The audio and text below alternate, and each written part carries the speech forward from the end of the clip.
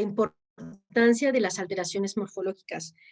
Desafortunadamente, en los hemogramas, en los equipos que les he platicado con base a la charla, pues las alteraciones morfológicas como tal, en el caso de la apoiquilocitosis, ¿qué quiere decir? Las formas eritrocitarias, pues no las pone de manifiesto.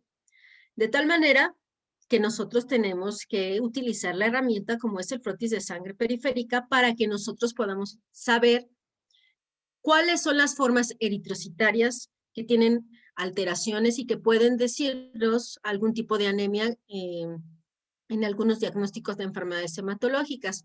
Pero por eso es bien importante analizar esta diapositiva que yo les puse aquí, que es un diagrama que expresa las características que describen a las células en sangre periférica como tal. Entonces, nosotros, ¿qué debemos de considerar cuando nosotros vamos a analizar los frotis o las alteraciones, en este caso de la serie roja, o alteraciones en plaquetas o en alteraciones en leucocitos?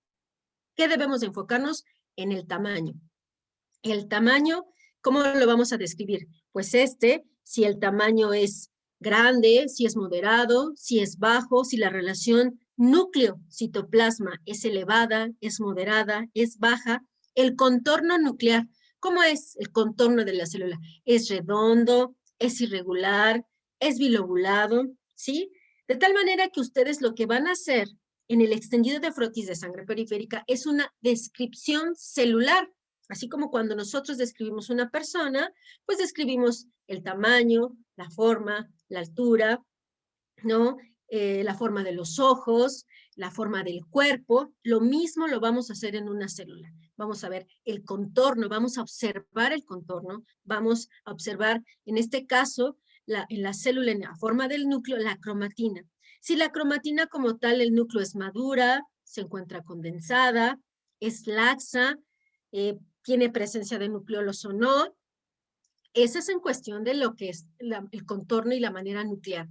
En la cuestión de manera del citoplasma, ¿qué observamos? Bueno, si el citoplasma es escaso, si es moderado, si es abundante, y también la coloración, si es el grado de basofilia. Si es muy basófilo, si no tiene mucha basofilia, si él presenta un color rosado, y en el citoplasma otra vez también tiene vacuolas, existe granulación, existen granulaciones muy tóxicas, esto quiere decir muy abundantes, existen inclusiones, ¿no? En el caso del citoplasma. Entonces, en esta descripción de tipo celular es lo que nos vamos a enfocar de aquí en adelante a observar la morfología de las alteraciones. En el caso de la serie eritroide, lo que más observamos es cómo se encuentra el citoplasma, ¿no? Si el citoplasma se presenta abundante o la forma, más bien la forma.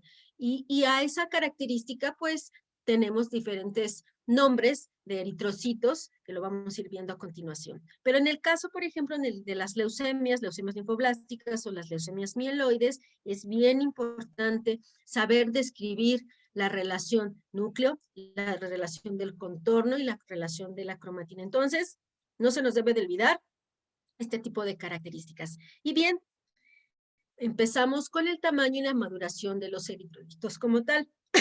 Durante el proceso de maduración ocurren cambios, de tal manera que podemos decir que a mayor tamaño, pues más inmadura es la célula. Entonces aquí podemos decir que el tamaño de las células sí influye con su relación de inmadurez. ¿Por qué? Porque el tamaño celular va a ir disminuyendo cuando la célula se vuelve madura. El tamaño nuclear también disminuye cuando la célula se vuelve madura. La cromatina se condensa, la relación núcleo-citoplasma disminuye, el color citoplásmico, como se observa en las tinciones de Romanowsky, cambia de azul a naranja. Lo mismo pasa con nosotros, lo mismo pasa con el cuerpo, ¿no? No es lo mismo tener un rostro rebosante cuando es uno niño, cuando es un adolescente, a cuando uno tiene una determinada edad madura, pues la piel pues se va haciendo con diferentes estructuras, ¿no? Ya esa plenitud en el rostro, en el plenitud en el cuerpo, en la piel, pues va sufriendo cambios. Lo mismo es la cuestión de la madurez en las células. Y lo vemos en el caso de los eritrocitos, en el caso del tamaño de la célula, del color en el citoplasma, cuando nosotros observamos En el caso de la serie muy inmadura, que serían los proeritrocitos o los proeritroblastos, pues vemos que el núcleo se va mucho más grande, la estructura de la cromatina nuclear también se ve mucho más abundante, ¿sí? Pero conforme vamos cambiando los diferentes estadios de maduración de proeritroblasto a eritroblasto basófilo, a un eritroblasto, lo que es policromatofílico, a un ortocromático, después a un reticulocito como tal y a un eritrocito, vemos que vamos a ir pendiendo el núcleo y la composición y la característica de cada uno de ellos con base a su tamaño en coloración y citoplasma, pues van a ir modificando. Por eso es que aquí yo les pongo pues los diferentes colores que vamos a ir viendo, ¿no? Las diferentes formas, porque con base al tamaño nos va a decir también la madurez o la inmadurez que tienen varias células. Ahora bien, las características y las etapas del desarrollo del eritrocito con la tinción del White son las siguientes. Tenemos primeramente el proeritroblasto, seguido por el eritroblasto basófilo, el eritroblasto policromatofílico o policromatófilo, eritroblasto ortocromático. Después llegamos a la tinción especial, que ¿cuál dijimos que era? El nuevo azul de Crecil brillante, que no la vemos en una tinción de Wright, y después vemos a qué, a un hematí. Y entonces vamos a observar cada una de las características. Sabemos que un proeritroblasto, el citoplasma es la cantidad moderada, está azul oscuro, esto que quiere decir que está sintetizando mucha hemoglobina, el núcleo es grande, el patrón de la cromatina es fina y el núcleo presente. En el eritroblasto basófilo como tal, pues el citoplasma lo vamos a ver de color azul, más intenso que el proeritroblasto. Y el núcleo, vamos viendo que se va engrosando la cromatina y el núcleo ausente o indistinto. ¿Esto qué quiere decir? La diferencia entre un proeritroblasto y un eritroblasto basófilo, en primera, tamaño, y en segunda, la coloración que tiene el citoplasma. El citoplasma más basófilo se va a ver en el eritroblasto basófilo, no tanto en el proeritroblasto, ¿sí? Como tal. ¿Por qué? Porque en la siguiente fase ustedes ya van a ver que tiene mayor síntesis de ¿quién? De hemoglobina y la presencia de ¿quién? De eritroblastos, en donde, la presencia de nucleolos en el proeritroblasto. Entonces, si ustedes entienden esto y se lo pueden llegar a aprender, pues van a, cuando los identifiquen en los extendidos de frotis de sangre periférica o de médula ósea, pues van a poder educar a su ojo. Ahora bien, un eritroblasto policromatofílico. Entonces, aquí yo les había dicho tenemos las terminaciones de los prefijos y los sufijos de cada una de las células. Estamos hablando de poli. Poli habíamos dicho que es abundante. Entonces, ¿qué quiere decir? Que hay abundante síntesis de proteínas, ¿sí? Que hay abundante coloración. Entonces, poli es policromático, entonces va a haber mucha intensidad de esa coloración entre gris azul, y el núcleo, la cromatina va a ser como tal irregular y es como gorda, ¿no? En el eritroblasto ortocromático ya había les dicho que es orto, ¿no? Que es salida, que quiere decir que ya vamos a encontrar que el núcleo ya se va expulsando y la coloración del citoplasma va a ir cambiando de naranja a rosa, y este puede tener un tinte azuloroso. ¿Esto de qué va a depender? Pues va a depender de su tinción, de su agua, de su buffer que están utilizando. Y bien, ¿cómo encontramos el núcleo? Pues la cromatina es fuertemente condensada. Después sigue un reticulocito como tal, que vamos a encontrar que es un tinte medio rosa, azulorosa, que por eso se le llama policromatofílico, porque lo vamos a ver así en la tinción de ¿quién? De Wright, ¿sí? Porque en la tinción de Wright no estamos observando reticulocitos, observamos policromatofilia o basofilia difusa. Debemos de precipitar ese RNA en una tinción supravital, ya lo habíamos comentado. El núcleo, pues no tenemos, está ausente, las podemos encontrar. Recuérdense que las diferentes fases primero se encuentran en médula ósea, después salen a sangre periférica, pero en algunas patologías las podemos encontrar, como en el caso de las leucemias, ¿sí? Y el eritrocito, pues el eritrocito abunda en sangre periférica, su coloración idónea en una buena tinción debe de ser de rosa a naranja, y no tenemos núcleo. Ahora bien, yo les pongo aquí los tamaños como tal de cada una de estas, ¿sí? Y entonces vamos a empezar. Ok. De las fases que yo les dije de maduración, ¿cuál cree que sea la primera? Desafortunadamente, pues la interacción digital lo hace que lo tenga que preguntar yo de esta manera. Entonces, sería el de derecha a izquierda, o el de izquierda, o el de medio, o el de abajo, o el de arriba, ¿sí? Entonces, tenemos que el número 1 como tal, tenemos a la fase que es proeritroblasto. Entonces, vean, cómo observamos el tamaño, la relación núcleo-citoplasma es más abundante, presencia de vacuolas, ajá, pero vean, si se observan los nucleolos, aquí están los nucleolos, vean cómo la intensidad de la basofilia no es tan abundante como el que sigue, que sería un eritroblasto basófilo. Entonces, vean, estos son eritroblastos basófilos y este es un proeritroblasto, seguidos por, ¿quién les dije? Por un eritroblasto policromatofílico. Vean cómo la síntesis, cómo el núcleo se está viendo como que más en red, a diferencia, y el tamaño en relación al eritroblasto basófilo pueden ser igual. Sin embargo, la basofilia del citoplasma es lo que nos va a ayudar a distinguir. Entonces, esto es un eritroblasto policromatofílico y después seguido por lo que es un orto, que estamos saliendo del núcleo, y después a lo que es el reticulocito seguido por un eritrocito. Entonces, ustedes deben de aprenderse pues esta cuestión de las fases de maduración de los eritrocitos como tal. Ahora, el eritrocito es una célula o no. Bueno, se define como célula roja en latín y también se le llama discocito por su forma bicóncava.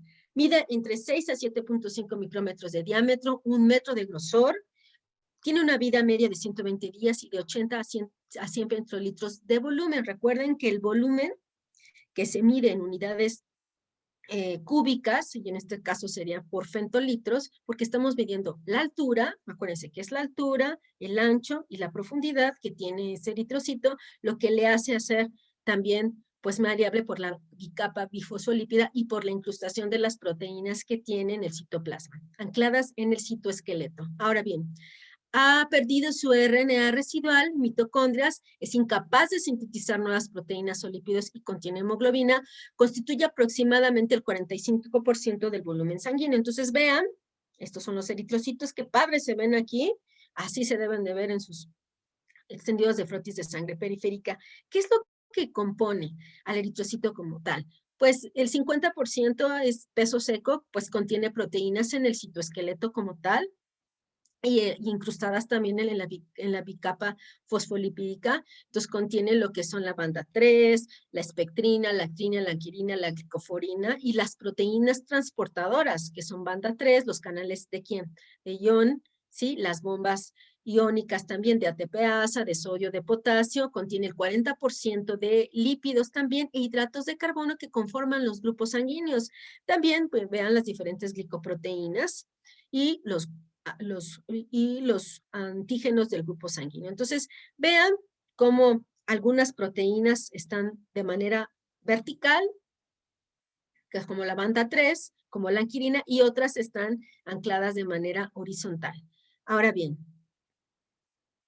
el fenotipo del eritrocito como tal sí es importante mencionarlo, porque con base ustedes van a ir aprendiendo cómo es la morfología y cómo es los estados de maduración. Bueno, también ellos expresan en su maduración diferentes glicoproteínas que pueden ser identificados por marcadores que son los CD, los cluster designation, que son por anticuerpos monoclonales, para que nosotros podamos decir, de este se trata de un eritrocito, este se trata de un linfocito, este de un neutrófilo, de tal manera que un proeritroblasto o un eritrocito en su serie muy inmadura, pues inicialmente contiene CD34, el marcador, tiene CD117, que es el CD-KIT, contiene HLA-DR, CD45 en muy baja proporción, pero lo contiene, CD3 y CD3, y 33. Recordemos que el CD45 es un marcador exclusivo únicamente para leucocitos, sin embargo lo podemos detectar, pero en muy baja cantidad. El CD45 sería muy low, porque es más especial, es más maduro para, en este caso, pues la serie de los leucocitos. Si bien también presenta marcador el CD71, la glicoforina A, que está presente en toda la ontogenia o en todos los estadios de maduración que tiene el eritrocito, y el CD36. Bueno, esto es importante que ustedes lo conozcan. ¿Por qué? Porque cuando vayamos a hablar o vayan a hablar de las leucemias mieloides agudas, en una clasificación de la FAB existe la M6, en donde ¿cómo podemos distinguir dentro de estas leucemias mieloides la eritroblástica? Bueno, pues por la presencia de estos marcadores, algunos van ganando, algunos van perdiendo, pero todo es conforme a su maduración. Ahora bien, evaluar la serie de la serie roja, claro que lo podemos hacer, pero ¿cómo podemos hacerlo? Pues necesitamos conocer las formas que se pueden presentar las diferentes alteraciones en la serie roja.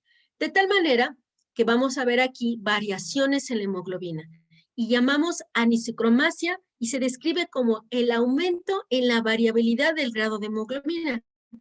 Entonces, ¿a qué voy?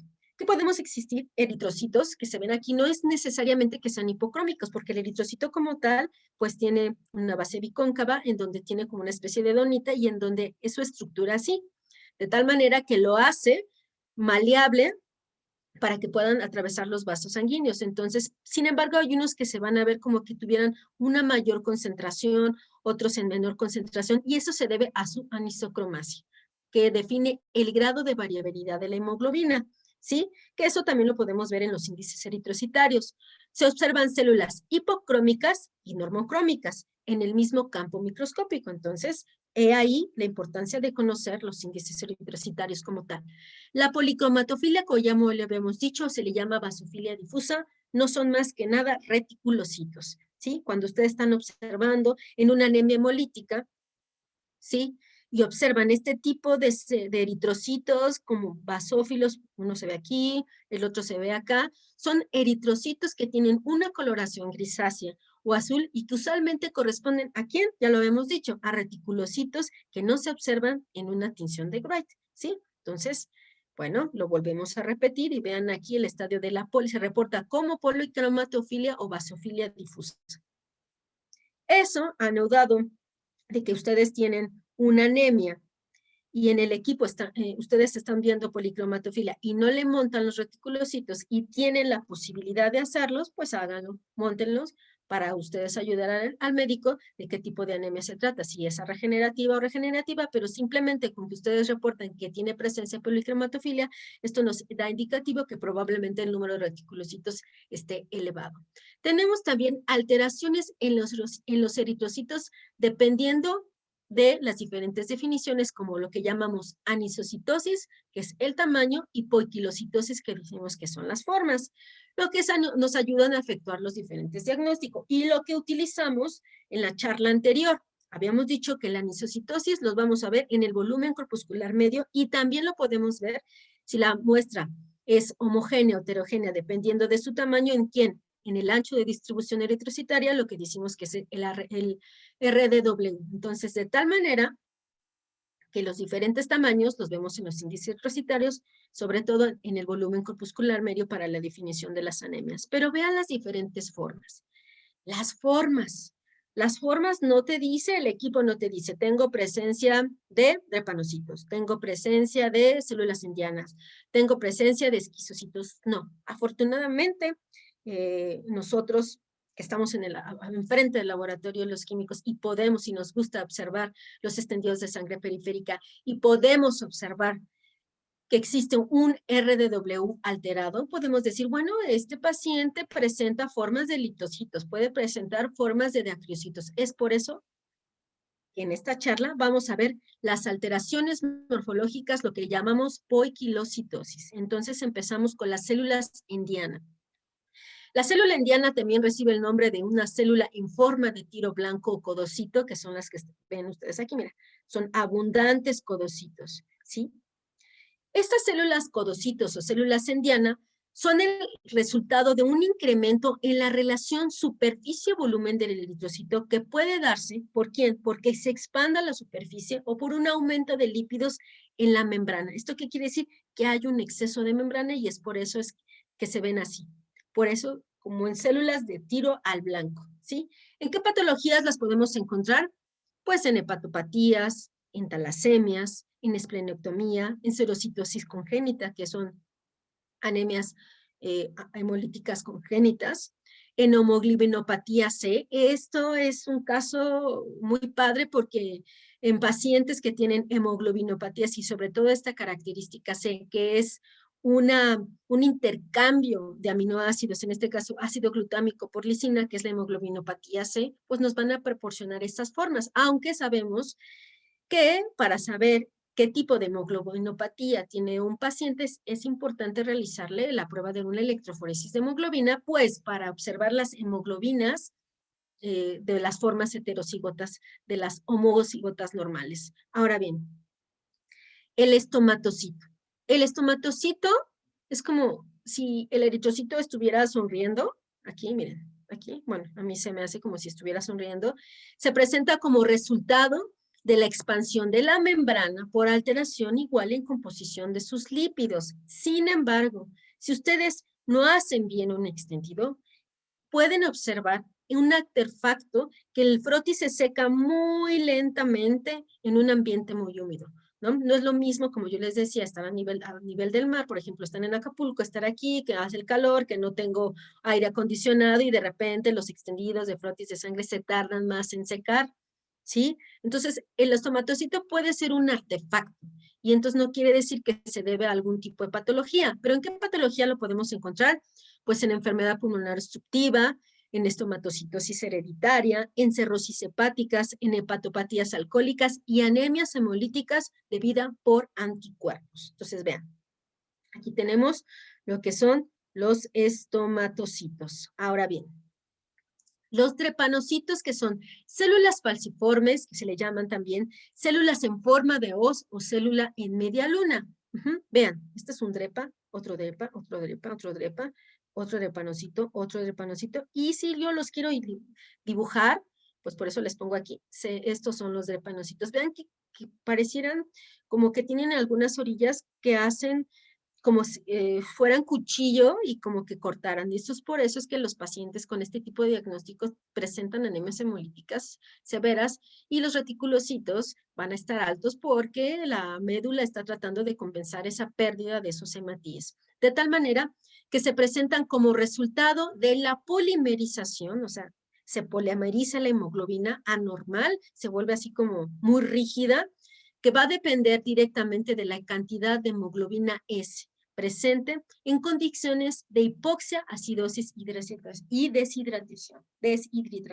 Sabemos que la drepanocitosis son una hemoglobinopatía congénita, pero acuérdense que yo les había dicho que existen dos tipos de hemoglobinopatías, las que son por una deficiencia en la cadena de globina, pero a nivel cuantitativo, que estamos hablando de talasemias, y la otra es a nivel cualitativo por intercambio de algún aminoácido, y en este caso la drepanocitosis, que es la sustitución del ácido glutámico por una valina, nos va a permitir esa polimerización de esa hemoglobina y por eso es que vamos a ver este tipo de formas. ¿En qué patologías las podemos encontrar? En hemoglobinopatías homocigotas o en hemoglobinas C, ya sea homocigotas o heterocigotas también. Ahora bien, ¿qué pasa cuando nosotros observamos ese tipo de estructuras y las estamos observando y en nuestro diagnóstico que nos llega por la solicitud de laboratorio nos dicen que se sospecha de una probable drepanocitosis y por ahí alguien de los médicos nos pone inducción de drepanocitosis? Bueno, la inducción de drepanocitosis, ¿qué es? ¿Qué prueba es o a qué se refiere? Bueno, aquí vamos a utilizar un reactivo que es el metabisulfito de sodio, que es un agente reductor, el cual lo que hace va a quitar el oxígeno de esas células y va a provocar que si realmente esas células tienen una polimerización de esa hemoglobina, pues completamente vamos a ver drepanocitos, de tal manera que esta es una prueba real que hicimos nosotros, que observamos drepanocitos en forma de sangre en los extendidos de sangre periférica y inducimos esa prueba y vean cómo si se ven, aunque sean muy pocos, pero sí se alcanzan a ver los drepanocitos. Ahora bien, yo les había dicho que se produce la desoxigenación mediante la sustancia reductora provocada por la anemia falciforme del eritrocito. Nosotros ponemos una gotita de metabisulfito de sodio en un tubo de 12 por 75 o puede ser de 13%, sí, pero de preferencia más pequeño. Agregamos una gota de este reactivo con 2 gotas de sangre, la incubamos a 37 grados centígrados, agarramos un portaobjetos, bueno, mezclamos la muestra, antes y después, agregamos una gota, le ponemos un cubreobjetos y la llevamos al microscopio, y si realmente se produce esa desoxigenación, entonces veremos formas falciformes o drepanocitoides, ¿sí? Entonces, para eso nos sirve esta prueba. Ahora, ¿qué otras alteraciones morfológicas podemos encontrar? Pues la presencia de dacriocitos, que son células en lágrima, que se la llaman teardrop cell, o célula en gotera, en pera, en célula en raqueta, en célula de tenis. Vean, ajá. Este no es un dacriocito, dijimos que es un estomatocito. Entonces vean, ajá, cómo empiezan a agarrar las formas como de lágrima. Es un eritrocito maduro que conserva la zona central, pero en vez de ser redondo como este, adquiere una forma de gotera. Tal vez porque al paso del vaso sin retorno no pudo haber retornado a su forma original, ¿sí? Entonces va a pasar a través de los vasos sanguíneos y entonces se forman esas especies de acriocitos.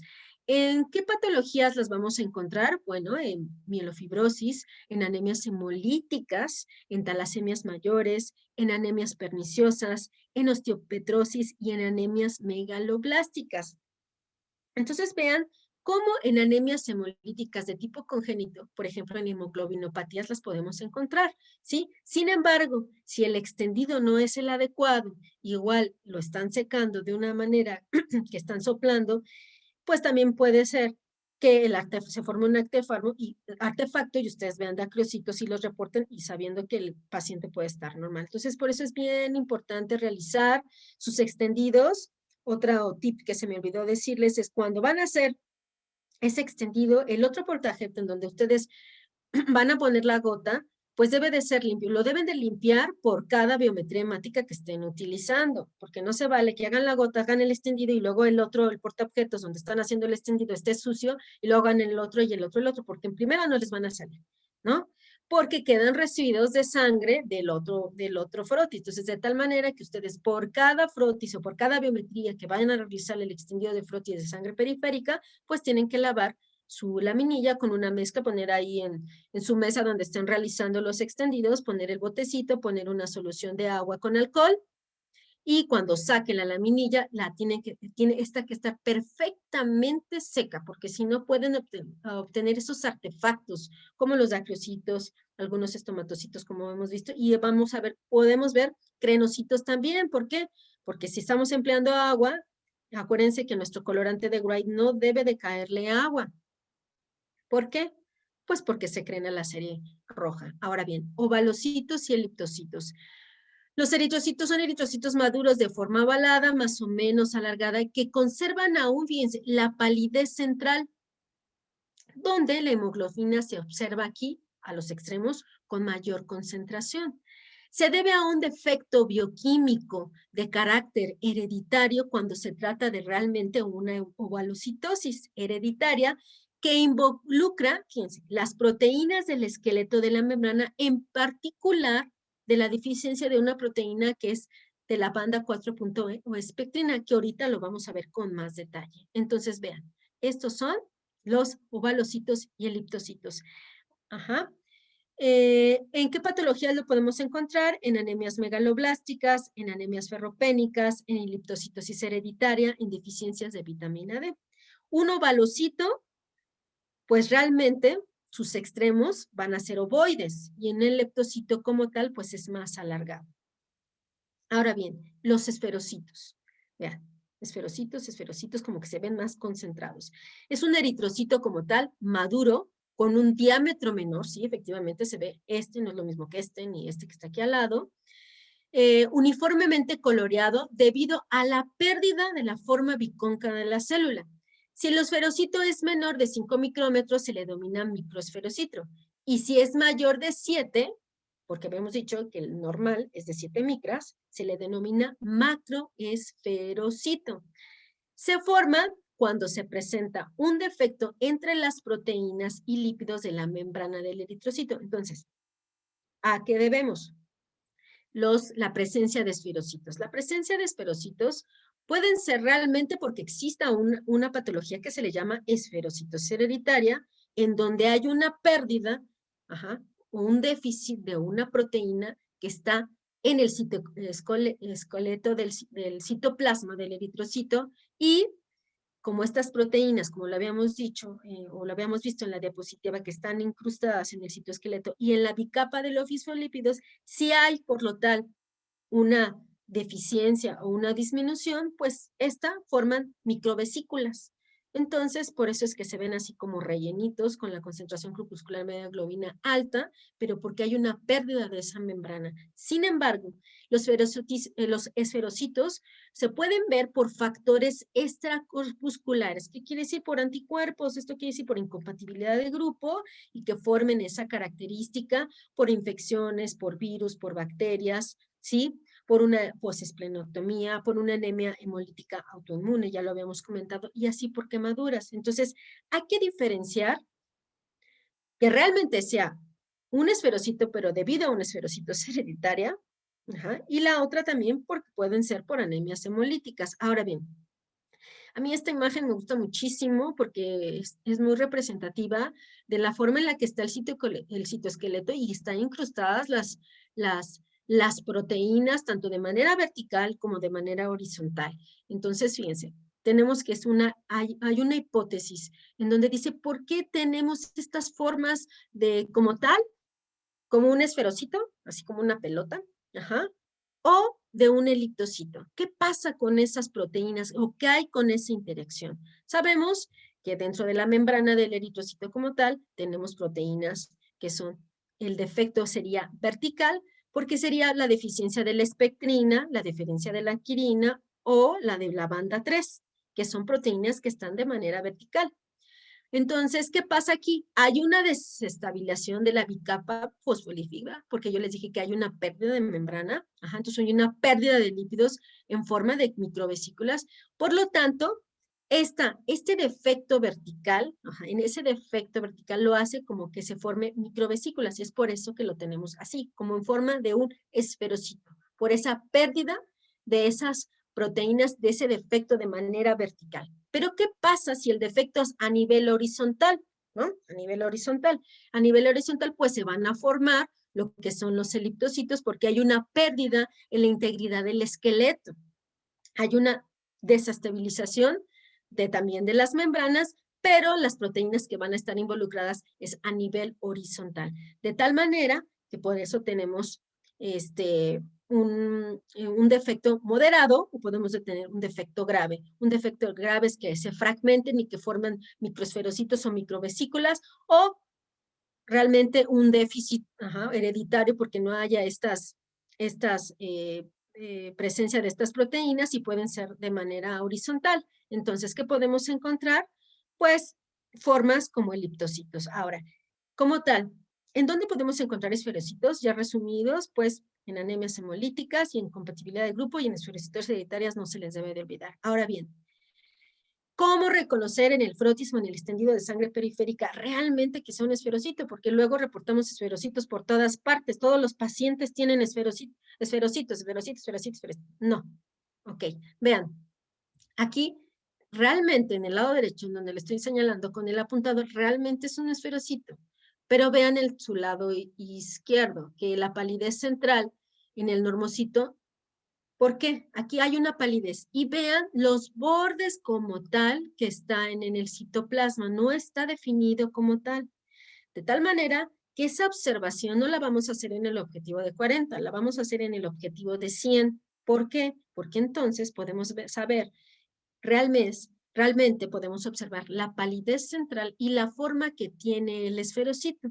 Recuerden que los esferocitos son formas eritrocitarias anormales, frecuentes en esferocitosis hereditaria, en anemias hemolíticas, autoinmunes, ¿sí? En donde el CUNS va a salir positivo tras una transfusión, un daño directo de la membrana eritrocitaria por alguna bacteria, algún virus, y en los recién nacidos, ¿sí? Entonces, es importante que ustedes observen en sus extendidos que realmente no hay esa palidez en el núcleo y completamente esté definido. ¿Por qué? Porque recuerden que en una esferocitosis hereditaria realmente hay una pérdida de esas proteínas en donde su relación superficie y volumen como tal, el eritrocito está disminuido. No es de una manera normal, como en el caso de este neurocito. Su relación superficie-volumen es normal y puede atravesar a través de los vasos sanguíneos. Sin embargo, este se vuelve mucho más rígido o más viscoso exactamente por esa pérdida de esas proteínas. Ahora bien, tenemos otra alteración morfológica que son las células en champiñón, que se llama célula en hongo o mushroom shape, células o células pinzadas, ¿sí? Y esta es una célula en champiñón que se produce como resultado de la deficiencia de la banda 3 en la membrana del eritrocito. Entonces, ¿qué quiere decir? Que como lo vemos presente, la deficiencia de la banda 3, pues puede estar presente en un esferocitosis hereditario. La eliminación de porciones, sin embargo, también se puede presentar por la eliminación de porciones de membrana eritrocitaria recubierta por inmunoglobulinas o por complemento C3b en células fagocitadas con receptores para estas sustancias. En los pacientes de COVID que están en las salas, sobre todo de las terapias intensivas, y si ustedes son observadores y hacen el extendido de frotis de sangre periférica, pueden observar estas formas de células en champiñón, debido a lo que les acabo yo de mencionar, debido a que las células, ¿no?, son fagocitadas por estos receptores y porque tienen inmunoglobulinas, ¿sí? No necesariamente las podemos ver, como yo les dije, en esferocitosis hereditaria. Se pueden ver en otros casos en unas infecciones por bacterianas o infecciones virales, ¿sí? Ahora bien, el miocito. El miocito es una célula triangular, como lo ven aquí, como si las hubieran pinchado, una célula tricóncava, una célula en canasta, como pinchadas, así cuando ustedes pinchan algo, ¿no? En los cachetitos de sus hijos, yo qué sé. Entonces es un derivado del prefijo que se le llama niso, por eso es que se llaman en champiñón, que significa puente, y es un eritrocito con más de 2 cavidades. Entonces es como, aquí lo puse yo como 2 concavidades, entonces una aquí y otra acá, otra aquí y otra acá, pero aquí se ven muy, muy, muy bien definido. Este es un dacriocito, este es otro dacriocito. Aquí observamos que policromatofilia o basofilia difusa, igual que este. ¿En dónde están presentes los miocitos? En anemias hemolíticas, en esferocitosis hereditaria y en homoglobinopatías. Ajá. Ahora bien, el equinocito, como tal, vean, los equinocitos, que son los crenocitos o la célula crenada, vean. Y si los pudiéramos dibujar, bueno, así se verían, ¿no? ¿No? Como en algunas pelotas que tienen picos. Y este es un eritrocito maduro que, conservando su forma bicóncava y su palidez, vean, conserva su forma bicóncava, su palidez central, y muestra como una cierta tipo de espículas o extremos con romos, ¿no? Con muchos picos. Se presenta como resultado de una expansión preferencial de la capa lipídica exterior del eritrocito. A mí se me imaginan como antes los refrescos que utilizaban no tapón de plástico, sino las corcholatas, ¿no? Que eran de metal, ¿no? De este aluminio, y entonces, ¿cómo se veían esas espículas? Así me imagino que son los equinocitos, ¿no? Que estaban en los refrescos de las cocas, cuando eran en tubo, que eran de vidrio, ¿no? Entonces, podemos hacer una simulación de esas células, de esos equinocitos con los crenocitos, ¿no? ¿A qué se deben este tipo de morfologías o este tipo de alteraciones? Pues a un artefacto de almacenamiento por una deficiencia enzimática, en este caso de pirimidatosinasa, por una deficiencia nutricional, por una hepatopatía y un daño renal, por un síndrome urémico hemolítico, lo podemos encontrar por quemaduras y por otras deficiencias sistemáticas. Y también lo podemos observar cuando el paciente ha sido posoperado de un bypass cardiopulmonar. Sin embargo, si los secados de los eritrocitos no han sido lo suficientes o han sido más bien suficientemente rápidos, ese secado, pues vamos a encontrarlo estas formas. Sin embargo, yo les dije que si en su tinción, su colorante de Gray, que es una mezcla de eosina, azul de metileno, azul de metileno y alcohol, en este caso alcohol metílico, y si les cae agua, pues vamos a observar estas formas, que no es que nada, son células crenadas y no quiere decir que realmente tenga una patología como tal. Y un acantocito. Los acantocitos, que a diferencia de los equinocitos, son células espiculadas. Realmente estas son unas especulaciones, como los vemos aquí, son células en picos, que se le llama también spur cell o spike cell o thorn cell, que es un eritrocito con perfil así como si estuviera dentallado o muy, muy espinoso, y tienen espículas de 13 a 12 de diferentes longitudes, pueden ser pequeñas, grandes, cortas. El acantocito se diferencia del crenocito o del equinocito en que posee menos proyecciones, ¿sí? Y estas son asimétricas, con grandes variaciones en el tamaño y que además pierden la palidez central en el eritrocito afectado. Entonces, si hay diferencias, unos son más espinosos, otros no, unos tienen más, más palidez dentro de su centro del eritrocito. Se presentan como una alteración de la composición de lípidos de la membrana de los eritrocitos. Entonces, vean, estas son células espiculadas o acantocitos, vean, aquí hay otra, ¿sí? ¿Y en qué patologías las vamos a observar? En hipobeta-poliproteinemia, porque habíamos dicho que hay una alteración de composición en los lípidos, anemias en células en espuela, en una mielodisplasia, en una posesplecnotomía y en una desnutrición. ¿Sí? Ahora bien, ¿qué tipo de células también alteraciones morfológicas? Llamamos el excentrocito, que es una célula hemifantasma o pseudoesferocito, que se le llama hemigos, células o blister cell, que son estas, bien. Son excentrocitos, vean. ¿No? En alguna parte, en una región, no se ve la hemoglobina. ¿Esto qué quiere decir? Que el eritrocito tiene una distribución irregular de la hemoglobina, entonces esto es debido a un daño oxidativo que induce a un entrecruzamiento entre las proteínas de la membrana, lo cual pues se ven como se notan como vacías. Y más que nada se van a ver en patologías, en deficiencias enzimáticas, en el caso de deficiencia de glucosa 6-fosfato y hemólisis provocada por medicamentos. Ahora bien, los queratocitos. Los queratocitos son células en casco, células en yelmo, células mordidas, células cornudas o horn cell o células bite cell, que serían estas, miren, que son los queratocitos, ¿sí? Células en casco, vean. Y se presentan cuando los eritrocitos han sufrido algún trauma a través del paso de los vasos sanguíneos, cuando se ponen en contacto con redes de fibrina dentro de la microcirculación, cuando se presentan reacciones antígeno y anticuerpo. De tal manera que son bien importantes que la identifiquen cuando están presentes en patologías como uremias, como anemias hemolíticas microangiopáticas, como hemólisis por valvopatía cardiopática y en hemangiomas. Entonces, es importante mencionarlas. Ahora bien, otra forma son los esquistocitos, que son células que se fragmentan o son fragmentos de eritrocitos que se llaman split cell. Aquí lo vemos bien. Son fragmentos. Entonces, aquí ya no son ni células en casco, ni diacrocitos, no, realmente son células fragmentadas. Y estos fragmentos es el resultado, puede ser el resultado de un daño mecánico de la membrana del eritrocito.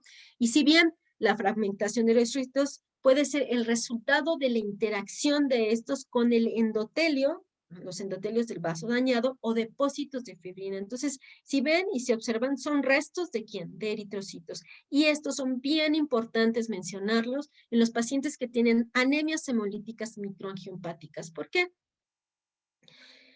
Porque nos está diciendo que hay un daño en el endotelio, en el endotelio vascular. De tal manera también la podemos encontrar en las PTT, en las púrpuras trombocitopénicas trombóticas, en carcinomas, en uremia, en CID, coagulación vascular diseminada, en hemangiomas, en quemaduras, en prótesis de válvulas. Entonces, es bien importante mencionarlo, sobre todo en las anemias hemolíticas microangiopáticas. Ustedes, ¿cómo las reportan? Aquí sí es importante reportar la cantidad. Tal vez en las demás alteraciones morfológicas, el Comité Internacional de Estandarización de Hematología menciona la importancia de mencionar la cantidad por campo de los esquistocitos, porque pues nos ayudan a realmente diferenciar la anemia hemolítica microangiopática, ¿no? Debidas a síndromes urémicos. De tal manera, pues es importante mencionar si son 1, 2, 3, 4, 5 que ustedes viendo por campo. ¿Y cómo los van a ver? Bueno, tienen que revisar cada uno de los campos y contar cuánto están viendo y así reportándolo. Se observan en 10 campos o se observan de 1 a 3 por campo esquistocitos, ¿no? Aquí yo les recomiendo que no le pongan que se muestran abundante o una cruz o dos cruces, sino como les comento, que reporten cuántos están viendo. Ahora bien, esto ya lo habíamos mencionado, no lo voy a platicar porque ya habíamos manifestado las inclusiones que tiene la serie roja. Sin embargo, de manera a resumen, como hemos visto aquí, la clasificación de las anemias hemolíticas se dividen en dos, que lo he estado manifestando en las charlas, que pueden ser congénitas y de tipo adquiridas. Las congénitas, yo les había dicho que pueden ser a nivel de déficit de globina, de cadenas de globina, por una alteración, una que puede ser de membrana, otras enzimopatías y otras por alteraciones en las estructuras de la hemoglobina, ¿sí? En las cadenas de globina. Las alteraciones en membrana, pues habíamos dicho que hay una déficit de las proteínas y en este caso puede ser leptocitosis hereditaria, puede ser esferocitosis hereditarias, trastornos en la permeabilidad, enzimopatías porque puede ser deficiencias de la glucosa 6-fosfato deshidrogenasa, debido, por ejemplo, al consumo de habas, lo que se le llama el fabismo, porque tiene alto poder oxidante, por el déficit de piruvato sinasa, por trastornos de metabolismo de los ácidos nucleíticos y sobre todo alteraciones de hemoglobina por las cadenas que le había dicho, que hay una deficiencia a nivel cuantitativo o a nivel cuantitativo y cualitativo, lo que tenemos las anemias y las drepanocitosis. Pero, ¿qué pasa con las anemias hemolíticas adquiridas? Pues bueno, estas pueden ser de dos tipos, pueden ser extracorpusculares o intracorpusculares. Intracorpusculares nos referimos sobre todo a el HPN, que es la hemoglobinuria paroxística nocturna, y las extracorpusculares pues pueden ser a factores extrínsecos, por ejemplo, el hiperesplenismo, anticuerpos que pueden ocasionar por anemias hemolíticas autoinmunes y por efectos mecánicos como son las anemias microangiopáticas, ¿no? Como es el síndrome urémico hemolítico, la púrpura trombocitopénica trombótica, y como ven, por eso es muy importante que ustedes conozcan en qué tipo de alteraciones morfológicas van a reportar en los extendidos de frotis de sangre periférica con base al diagnóstico que tengan en su solicitud de laboratorio. Y ahora bien, resumiendo todo esto, ya para terminar y empezar a ver unos pequeños casos clínicos, es importante mencionar, por ejemplo, la prueba de Coombs. Si la prueba de Coombs como tal está negativa, pues estoy viendo que es una anemia hemolítica de tipo adquirido y entonces puede ser, por lo que ya habíamos comentado. Si es negativa, puede ser el defecto corpuscular y puede ser de manera intracorpuscular, como ya lo había mencionado, o extracorpuscular. Y por lo tanto, si el Coombs es negativo, nos vemos obligados a revisar el frotis de sangre periférica. Si en el frotis estamos viendo eliptocitos, células endiana, esferocitos y demás, sugerirle al médico que en el caso de una esferocitosis, pues montemos una fragilidad osmótica para ver si realmente hay una deficiencia de esa proteína y lo vamos a ver en una prueba que se llama esferocitosis hereditaria. Pero ¿qué pasa si estamos viendo otras formas que no son esferocitosis, pero estamos viendo punteados basófilos, que son inclusiones de eritrocitos, si estamos viendo policromatofilia muy abundante, si estamos viendo células en diana, bueno, entonces probablemente se trata de una talasemia. Pero ¿qué pasa si en este caso vemos como cachos de eritrocitos que pudieran confundirse con drepanocitos? Bueno, montarle una prueba que se llama inducción de drepanocitosis y así, con base al reporte que nosotros demos, entonces nosotros podemos orientar a los médicos. Y lo que les puedo decir es que las anemias hemolíticas de tipo congénitas, igual las anemias adquiridas, el diagnóstico que lo va a hacer el médico va a ser siempre con base a antecedentes familiares, a la historia clínica que presenta el paciente y a los hallazgos de laboratorio que nosotros como químicos les vamos a dar en los reportes. Si bien con esto, pues ellos pueden tomar en consideración que se le hagan otro tipo de estudios moleculares, en el caso pues de las talasemias o en el caso de las hemoglobinopatías, utilizando la electroforesis pues de hemoglobina o otras pruebas de secuenciación para saber de qué tipo de alteración estructural, ya sea de cadenas de globina, se trate en una patología de la que él esté sospechando. Ahora bien, tenemos el caso 1 se trata de un paciente de una anemia, ¿no? Probablemente una anemia hemolítica, ¿no? Entonces, ¿qué vemos? Bueno, Aquí ya se las puse bien fácil, porque si observamos la biometría hemática, pues observamos que los leucocitos están normales, pero vemos la concentración está baja, la concentración de eritrocitarios está baja, la hemoglobina está baja. Vean el volumen corpuscular, pues está muy aumentado, entonces se trataría de una anemia macrocítica, ligeramente hipercrómica, pero probablemente sea una anemia macrocítica de origen normocrómica, pero lo que llama la atención aquí es el número de quién. De normoblastos vemos pues que están aparentemente aumentados y podemos observarlos en nuestro frotis. Y sin embargo vemos el número de reticulocitos que también como tal puede estar aumentado. Entonces, ¿qué nos está diciendo aquí? Pues nos está diciendo que el paciente realmente tiene una anemia hemolítica y que está hemolizando porque la cuenta de eritrocitos pues está disminuyendo. Entonces, ¿ustedes qué hacen? Como tal, hacen el extendido de frotis de sangre periférica, que ustedes lo ven aquí, y observan estas formas que se parecen como drepanocitos.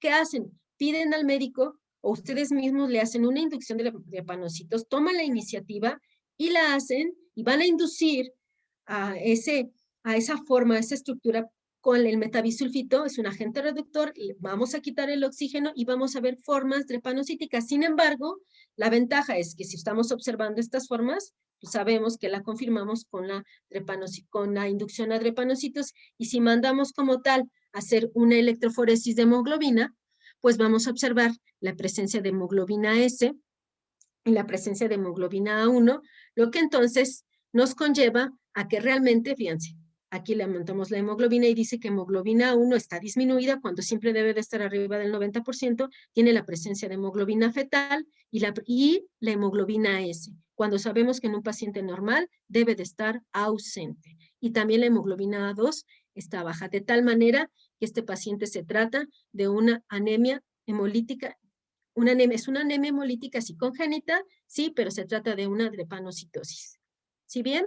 Ahora tenemos en el caso también que se sospecha de otro tipo de anemia. Y otro tipo de anemia en este caso sería hemolítica, en donde vemos aquí que el número de eritrocitos pues está aumentado. Observamos que el volumen está disminuido y los índices eritrocitarios también. Entonces estamos que se trata de una anemia microcítica hipocrómica. Vemos el número como tal de reticulocitos están normales, vemos la distribución de las poblaciones y lo vemos aquí, decimos, bueno, por parte de los leucocitos aparentemente se ve normal, observamos los frotis, pero vemos que hay muchas alteraciones en cuestión de poiquilocitosis y observamos la presencia de codocitos, de muchos codocitos, de punteado basófilo, vean, de células en forma de tiro, ¿sí? Microcitosis, y de tal manera que le damos este reporte y el médico está sospechando que es una anemia microcítica hipocrómica, y sobre todo porque si él hace un perfil de hierro y el hierro como tal le sale normal, pero observa que hay presencia de codocitos, pues entonces él va a pedir una electroforesis de hemoglobina como tal, y entonces, pues ahí debe de salir que la hemoglobina fetal puede estar alterada. Entonces vean cómo podemos echar herramientas como la inducción de drepanocitos y la electroforesis de hemoglobina. En el siguiente caso, igual, tenemos otra anemia hemolítica, ¿sí? En donde le mandamos a hacer el CUMS. Ajá. A las anteriores también es importante haberles hecho el CUMS. Entonces, si hablamos que son anemias hemolíticas de tipo congénito, estamos hablando que el CUMS tiene que salir negativo, no positivo. De tal manera que igual aquí en este paciente observamos pues que tiene bajo los leucos, bajo la serie roja, entonces hay una visitopenia porque hay una disminución en las dos líneas. Observamos que el volumen está normal, la hemoglobina corpuscular media y la concentración corpuscular media también pues están normales. Lo único que vemos aquí es una anemia microcítica, pero vean el número de reticulocitos y también vean el ancho de distribución eritrocitaria, en el cual aquí pues estamos observando como tal que pues va a haber alteraciones en cuestiones de tamaño, no sabemos qué formas porque tenemos que realizar el frotis extendido y lo que sí nos está diciendo que la serie roja está disminuida, pero el reticulocito se está aumentando. Eso quiere decir que la médula ósea se está poniendo a trabajar, está chambeando, está produciendo eritrocitos, ¿sí? Observamos las alarmas, dice que hay una neutropenia, linfocitosis, pero a mí lo que me interesa en este caso, porque voy a observar los gráficos y veo que su distribución de la serie, de la parte diferencial están bien, están normales, que es una anemia efectiva, es una anemia como tal. Yo les había dicho microcítica, pero no, es una anemia. ¿Cómo está el volumen? Está normal. Es una anemia, sí, pero es una anemia normocítica, normocrómica, porque vean, el volumen, bueno, ahorita ya que lo veo aquí, pues está de los parámetros normales, entonces no hay cambios más que únicamente en la alteración del RDW, los reticulocitos están aumentados, ¿sí? Y vean lo que observo en el frotis o en el extendido. Aparentemente dice que tiene un volumen de 80 y tantos, por lo tanto, como contamos que dijimos que el volumen va a ser el promedio de cada uno de ellos y que lo vamos a determinar y que es un cálculo que lo hace directamente el equipo, pues vean, está normal. Sin embargo, observamos esferocitos, miren, todos estos son esferocitos, porque los vemos más concentrados. Entonces, nosotros vamos a reportarle al médico que observamos abundantes esferocitos en el frotis de sangre periférica. Y él, con base a la clínica del paciente, pues le vamos a pedir o le vamos a sugerir, o simplemente el hematólogo ya sabe que si está viendo esferocitos y si su clínica lo orienta hacia una esferocitosis hereditaria, pues entonces él va a pedir como tal una prueba de fragilidad osmótica. La prueba de fragilidad osmótica también la hacemos nosotros aquí en el laboratorio, que lo que va a consistir es hacer una serie de tubos que vamos a meter o a poner agua destilada con solución salina, de tal manera que vamos a provocar concentraciones diferentes de cloruro de sodio para volver a la solución de una solución hipotónica, ya que los esferocitos como tal, su relación o la resistencia que tienen a la fragilidad con estas concentraciones está muy disminuida. ¿Y por qué? Porque los esferocitos como tal, yo les había dicho que su superficie y volumen están disminuidos porque hay un déficit de esas membranas, la cual hay como si hubiera una pérdida de la membrana en los esferocitos. Por lo tanto, esa resistencia del hematíes se va a ver disminuida porque es dependiente de su superficie y volumen. De tal manera que ¿cómo podemos saber que realmente se trate de una esferocitosis hereditaria? Pues primeramente por la historia clínica del paciente y por la clínica que nos va a proporcionar el médico hematólogo. Y por la prueba que nosotros vamos a realizar. Esta prueba de fragilidad osmótica, los esferocitos tienen un aumento en su permeabilidad, es decir, que permiten la entrada de agua, aumentando esa fragilidad porque habíamos dicho, como son menos resistentes, pues se rompen más rápido y por lo tanto se hemolizan más rápido. De tal manera que nosotros hacemos una gráfica, montamos una serie de tubos, los llevamos a una concentración, observamos el 50% de hemólisis, en donde lo determinamos en un espectrofotómetro, que es parecido, en este caso utilizamos un fotocolorímetro, ¿sí? Y lo leemos a 550 nanómetros como tal, y vemos, calculamos la densidad óptica, que lo que vamos a leer aquí es el 50% de hemólisis que tiene, de tal manera que yo les había dicho que en los esferocitosis la permeabilidad se va a ver aumentada, por lo tanto su fragilidad se va a aumentar y entonces observamos que las concentraciones de hemólisis se ven de 0.54 a las 0 horas y a las 24 horas de 0.78. Esta prueba tiene una sensibilidad de un 80%. Sin embargo, si la hacemos y la llevamos a las 24 horas, pues aumenta su sensibilidad. Pero no nada más es de agarrar y hacer la prueba como tal. No, también es importante meter controles y en este caso ustedes van a meter un paciente normal que no tenga esferocitosis, que no tenga esferocitos, que es un paciente normal, sano, para que ustedes vean que la superficie volumen de este eritrocito es más resistente y por lo tanto su fragilidad se va a ver a un valores de referencia, pues entre concentraciones de 0.3 a 0.5, y sin embargo, en una esferocitosis hereditaria, la fragilidad osmótica en esta prueba se va a ver aumentada. ¿Por qué? Porque el eritrocito es más frágil a romperse, porque tiene menos resistencia a esas concentraciones y por lo tanto va a hemolizar más. De tal manera que nosotros podemos decirle al médico que la esferocitosis hereditaria salió con concentraciones altas, por lo tanto es positiva para la prueba. Si bien no nada más existen las pruebas como las diferentes concentraciones utilizando el fotocolorímetro y la densidad óptica para evaluar el 50% de hemólisis y hacer nuestra fragilidad osmótica. Existen también en la literatura, aquí les dejo este artículo, en donde también habla de otras pruebas y sobre todo que se puede hacer utilizando la lisis de glicerol acidificado y la prueba de cremólisis hipertónica. Yo sinceramente no he hecho estas pruebas con glicerol ni acidificado.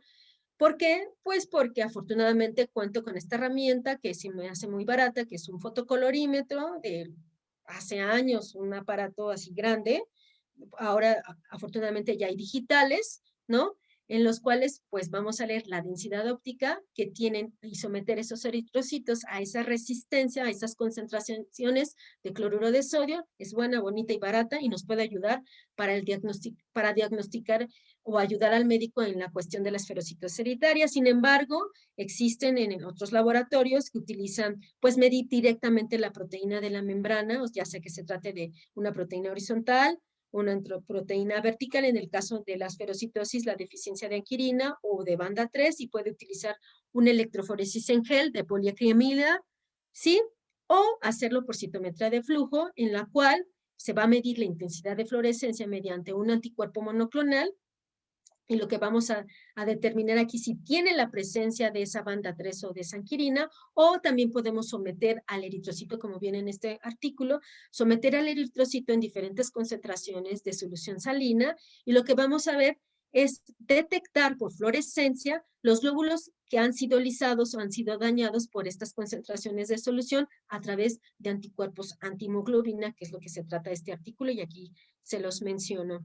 Ahora bien, ya dejamos la anemia hemolítica, y en este caso una esferocitosis hereditaria. Sin embargo, tenemos otro caso, como por ejemplo el de la talasemia, que vendría siendo muy referido al que yo les había comentado. Es el tipo de este tipo de paciente. Tenemos una anemia, efectivamente, que es microcítica, vean, microcítica y ligeramente hipercrómica. ¿Por qué microcítica? Porque el volumen corpuscular es menor de 80.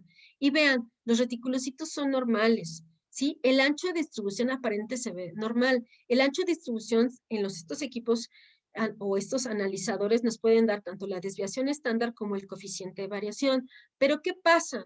Aquí nos está diciendo que aparentemente está normal. Sin embargo, la población, y la observamos en el microscopio, pues se ve, pues efectivamente, microcitosis se ven muy pequeños, algunos se ven más grandes y más chicos. Lo que nos menciona aquí, que el RDW en una desviación estándar que lo está midiendo el equipo, pues se va a ver disminuido. ¿Esto qué quiere decir? Que podemos encontrar poblaciones pues más pequeñas.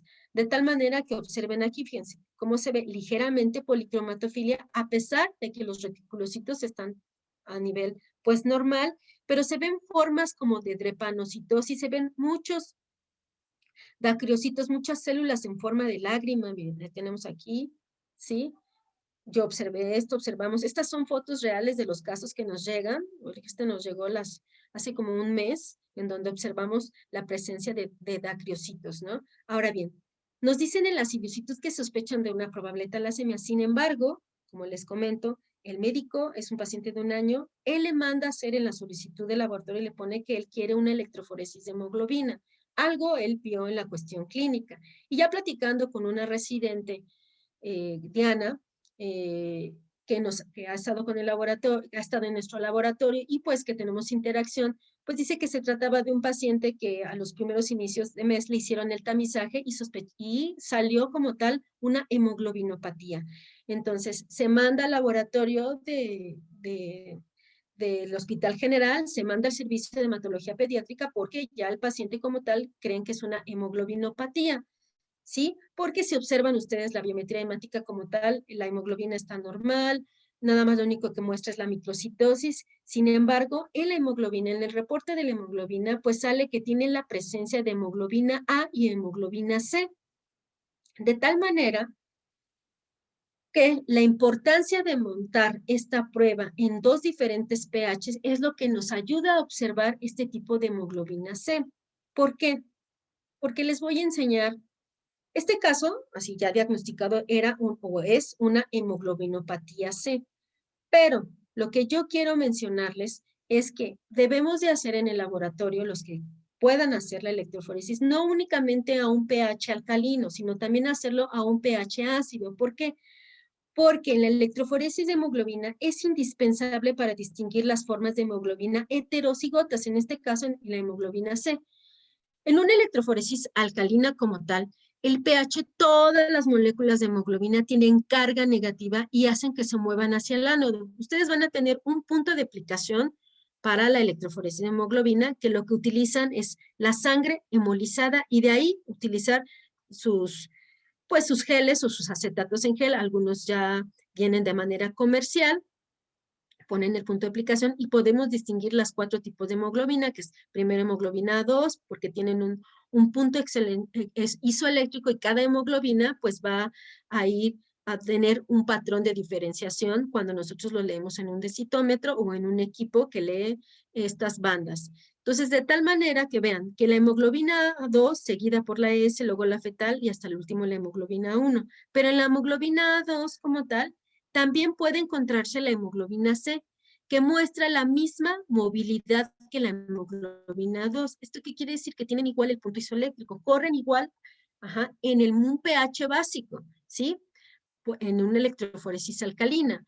Y sin embargo, ¿qué pasa si lo montamos a un pH ácido? En un alcalino, tanto la hemoglobina 2 como la hemoglobina C corren el mismo. Pero, ¿qué pasa si lo montamos a un pH ácido de 6.2? Bueno, la diferencia es que en este tipo de pH vamos a mostrar algunas variantes de hemoglobina porque podemos encontrar formas heterocigotas porque migran de diferente manera. Aquí la migración va a ser otra vez del ánodo al cátodo, cuando primero era del cátodo al ánodo en una electroforesis alcalina. De tal manera que el reporte, como viene aquí, por eso es que nos dicen que tiene la presencia de hemoglobina A y hemoglobina C. Vean lo que dice aquí, notas interpretativas. Patrón electroforético en medio alcalino, el cual se observa un aumento importante en el carril para la hemoglobina A2. Pero por electroforesis en medio ácido se confirma que corresponde a una hemoglobina C. Por lo tanto, se observa disminución hemoglobina A1. ¿Qué pasa si no montáramos la electroforesis en medio ácido? ¿No? Entonces se perdería y pudiéramos dar resultados pues falsos, negativos, cuando este paciente efectivamente por tamizaje se trata de una hemoglobinopatía C. Bueno, si me permiten voy a cargar la computadora porque está agotado. Permítanme tantito.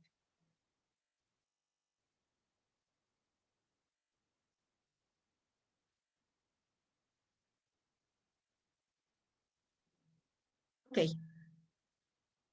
muy bien. Entonces, la electroforesis de hemoglobina, ya resumiendo lo que les acabo de decir, es que la hemoglobina, ¿cómo es el fundamento de estos corrimientos? De estos corrimientos en una solución tanto ácida como básica. Bueno, sabemos que la hemoglobina está constituida por aminoácidos que se unen entre sí mediante enlaces peptídicos, ¿no? Entonces, cada enlace peptídico está formado por cadenas secuenciales y que tienen terminaciones o tienen radicales, que unos van a ser de origen carboxílico y el otro de origen amino, que son básicos, y unos ácidos y unos básicos. Entonces, la carga de estos grupos va a depender, o sea, el corrimiento electroforético va a depender del pH en el medio en el cual estén disueltos.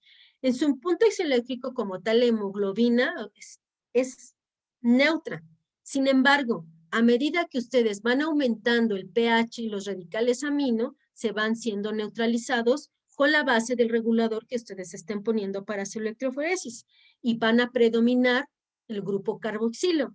lo que a la proteína le va a conferir una carga negativa. Y si el pH es ácido, ocurre lo contrario. Si el pH es básico como tal, o más bien es ácido, lo bajamos si es ácido, pues le va a configurar diferentes cargas. Es por eso que el corrimiento electroforésico va a depender de la carga, ¿no? Entonces, a un pH básico, la carga va de un cátodo que es negativo hacia un ánodo, y en una electroforesis de pH ácido va de una cuestión de un ánodo, con carga, bueno, que es carga positiva, hacia un cátodo. Entonces, vean cómo el corrimiento es diferente y nosotros podemos distinguir las diferentes formas de hemoglobina en estados heterocigotos. Y lo importante es que en esta técnica de electroforesis es una técnica que nos va a permitir la separación de moléculas cargadas por influencia utilizando un campo eléctrico externo, y la velocidad de migración, si se han dedicado a hacer electroforesis de hemoglobina, algunas veces cuesta mucho trabajo, pero va a depender de la densidad de la carga, de la intensidad del campo eléctrico, es decir, de la corriente que ustedes van a aplicar, del tamaño de la partícula, de la forma, del coeficiente de fricción de las moléculas del medio, de temperatura, soporte, ya sea que usen papel, ya sea que utilicen almidón, o ya sea que utilicen agar en celulosa o geles, ¿no? Y el punto de aplicación. Yo lo que les había dicho es una muestra, que pedimos para la electroforesis como tal, es una muestra en una BH en un tubo con EDTA, porque lo que vamos a hacer es un hemolizado. Lo importante aquí pues son los geles de migración, y por lo tanto, dependiendo de la hemoglobina a tratar, es como vamos a observar nuestro corrimiento electroforético, ¿sí?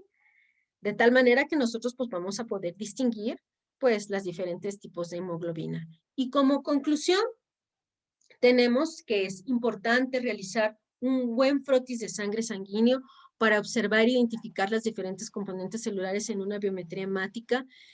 El conocer la representación esquemática de diferentes tipos de eritrocitos. ¿Qué vamos a conocer? Pues las diferentes formas, tamaños, como esferocitos, eliptocitos, ovalocitos, dacrocitos, dianocitos, estomatocitos, esquistocitos, que esto está padrísimo, que ustedes los vayan dibujando para que cuando vayan a observar en las alteraciones, cuando ustedes hagan sus extendidos, pues ustedes puedan identificarlos, ¿no? Entonces, ¿cómo los vamos a identificar? Por tamaños, por coloración, por distribución de contenido, por las inclusiones que tengan eritrocitarias, como son los cuerpos de Coli, por anillos de Cabot. Y es importante mencionarles que el frotis sanguíneo sigue siendo una herramienta valiosa en el apoyo de los reportes de exámenes de laboratorio de hematología en diversas patologías, ayudando así al diagnóstico oportuno. No sé si tengan alguna duda. Mi correo electrónico, bueno, les doy las gracias. Realmente enfóquense en lo que les guste. Y mi correo es buen070576@hotmail.com por si tienen algunos comentarios, preguntas y dudas. Y por mi parte eso sería todo. Muchas gracias. Muchísimas gracias, Química Wendy. Ha sido una plática. Uy, no te oigo.